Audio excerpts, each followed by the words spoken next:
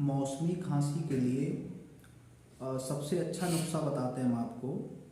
एक 5-6 ग्राम की सेंधा नमक की छोटी सी टुकड़ा ले लें और इसको गैस पर, तवे पर या फिर आग पर गर्म कर लें और गर्म करके 1 कप पानी में इसको डुबो दें। डुबो के तुरंत निकाल दें। ये गर्म पानी तुरंत पूरा पी जाए एक ही बार में। ऐसा 2-3 दिन तक शाम शाम करने पर खांसी में तुरंत आपको आराम मिलेगा। ये नुस्खा खासकर बलगम वाली खांसी में ज़्यादा इफेक्टिव है। ठीक है।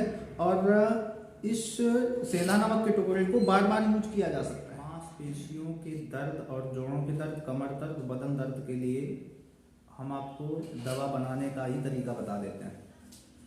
आप 200 ग्राम सरसों के तेल में 20 ग्राम कपूर डाल दें, कांच की शीशी में भरकर, और इसको धूप में रख दें। जब ये दोनों आपस में मिल जाएं, तब इसको इफेक्टिव जगह पर लगाने पर आपको बदन दर्द, मांसपेशियों के दर्द, कमर, कहीं का भी दर्द हो तत्कालीन लाभ मिलेगा। 200 ग्राम तेल सरसों का, उसमें 20 ग्राम कपूर डाल देना है, कांच की शीशी में भर के रख देना है धूप में।